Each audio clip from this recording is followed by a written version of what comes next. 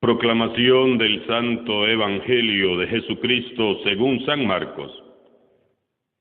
En aquel tiempo fueron a ver a Jesús algunos de los saduceos, los cuales afirman que los muertos no resucitan, y le dijeron: Maestro, Moisés nos dejó escrito que si un hombre muere dejando a su viuda sin hijos, que la tome por mujer el hermano del que murió, para darle descendencia a su hermano.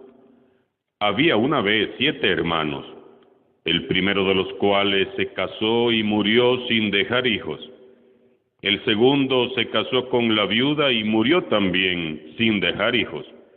Lo mismo el tercero.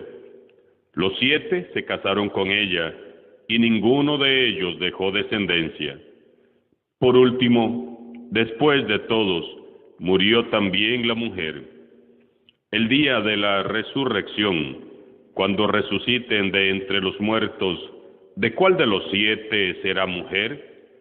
Porque fue mujer de los 7. Jesús les contestó: están en un error, porque no entienden las Escrituras ni el poder de Dios.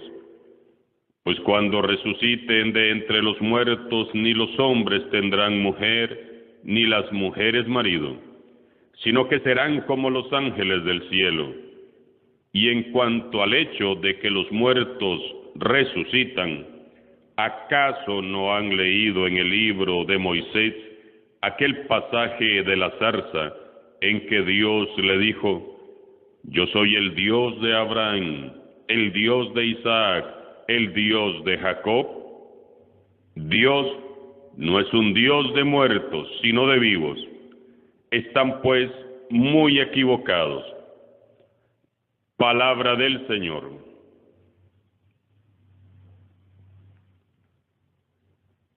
En la primera lectura de hoy, libro de Tobías, capítulo 3, del 1 al 11 y del 16 al 17, se nos ofrece un hermoso ejemplo de que Dios es compasivo y misericordioso, y siempre escucha nuestra oración cuando nos dirigimos a Él con humildad.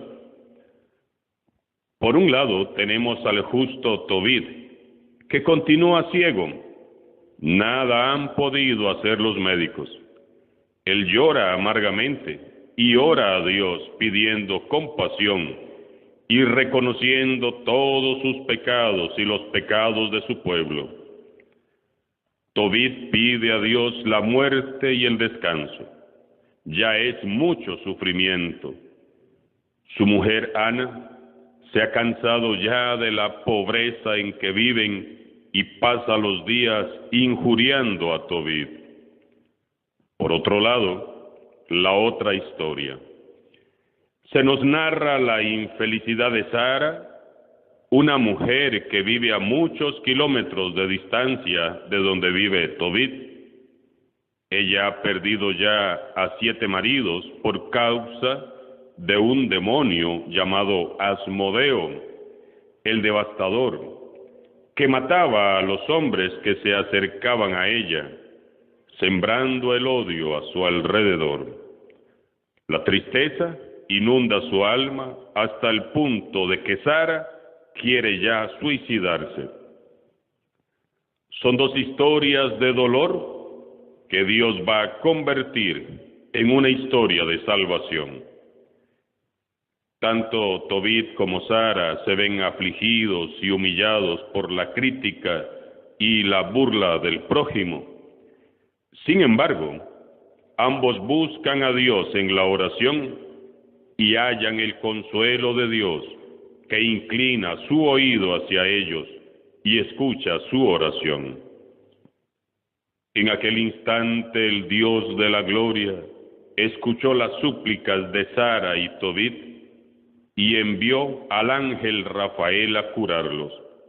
A Tobit quitándole las manchas blancas de los ojos, a fin de que pudiera ver de nuevo la luz, y Sara, hija de Raguel, librándola del demonio Asmodeo, para darla como esposa a Tobías, hijo de Tobit.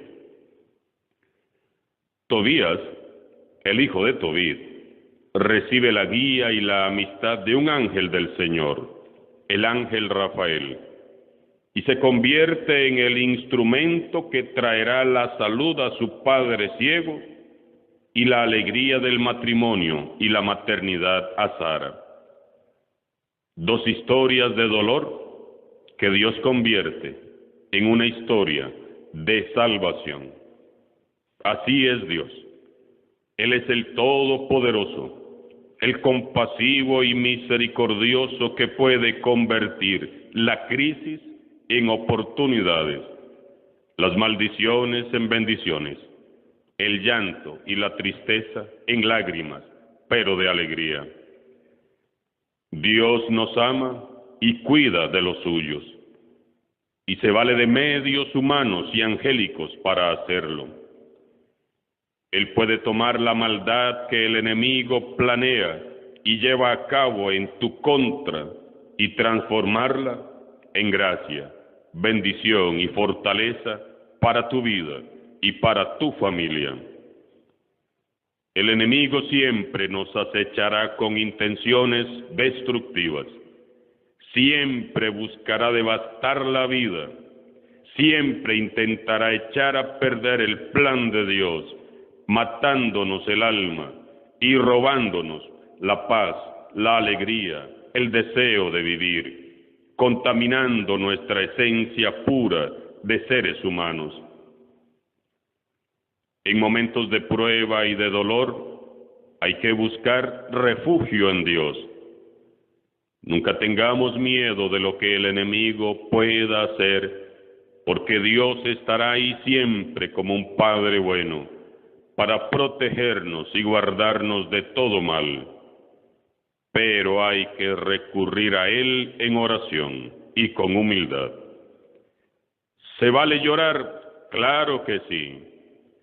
Se vale hablar con el corazón abierto, decirle lo que sientes, expresarle a Dios tus emociones y sentimientos. Claro que se puede, siempre buscando con humildad el auxilio oportuno del Señor, eso sí. Y el Señor responderá. Claro que lo hará, siempre lo hace. Lamentablemente, el magnífico proyecto que Dios tiene para nuestras vidas se oscurece a menudo por la irrupción del pecado y el mal en nuestra historia. Todos hemos sido víctimas del mal, todos, porque el mal ronda y nos acecha, nos pone trampas y se abalanza como una fiera sobre nosotros para destruir nuestras vidas, para destruir nuestras familias, nuestros grupos y comunidades. Entonces, ¿qué es lo que debemos de hacer cuando el mal nos acecha y nos ataca? ¿Llenarnos de odio? ¿Maldecir? ¿Renegar? ¿Enojarnos con Dios? ¿Llenarme yo también de maldad? Pues definitivamente que no. Debemos hacer como Tobit y como Sara, clamar a Dios entre lágrimas, pedir su intervención y auxilio a nuestro favor. Líbranos, Señor, de todo mal. Envía a tus ángeles, Señor, para que acampen a nuestro alrededor. Dejemos ya de ver las cosas a nuestra manera y aprendamos a ver las cosas con los ojos de Dios. Nuestro Dios es el Dios de la vida. La gloria de Dios es que todo ser humano viva plenamente. Aprendamos a mirar con los ojos de Dios.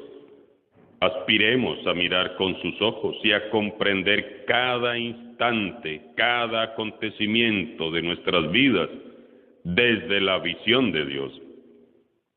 Dios es bueno y quiere siempre lo mejor para nosotros.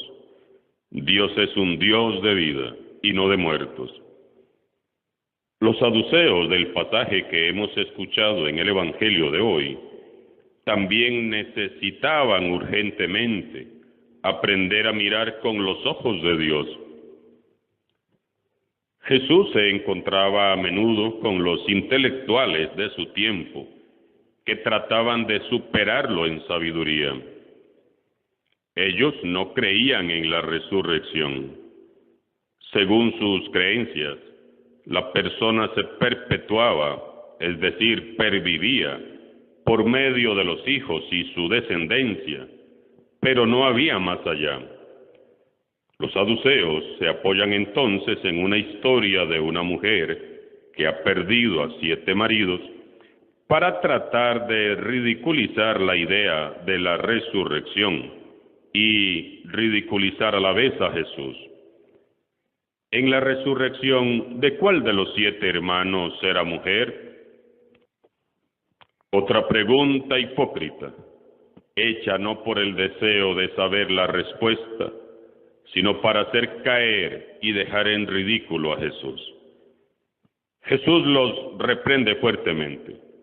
Ustedes están en un error, porque ustedes no entienden las Escrituras ni el poder de Dios. Dios no es un Dios de muertos, sino de vivos. Están pues muy equivocados. La respuesta de Jesús es dura. Los dirigentes del templo y de la nación están en un grave error por 2 grandes razones. Porque desconocen las Escrituras, lo que Dios ha dicho, y porque no reconocen el poder de Dios, lo que Dios puede hacer. Tenemos que creer en el poder de Dios. Dios es Dios de vida, Dios de vivos, Dios que engendra vida, Dios que vence a la muerte, al mal y al pecado. Si decimos que el amor es más fuerte que la muerte, ¿por qué Dios no va a poder engendrar seres nuevos, resucitados y gloriosos? Todavía hay personas así, que se creen muy intelectuales y sabias, y que se desgastan el cerebro tratando de encontrar sus propias respuestas al alto misterio de Dios, y hacen cada pregunta y crean cada confusión. Hermanos y hermanas, hay cosas que no nos toca entender sino creer. Para comprender a Dios hay que entender, escudriñar las Escrituras y reconocer humildemente el poder infinito de Dios. Nos lo está diciendo Jesús.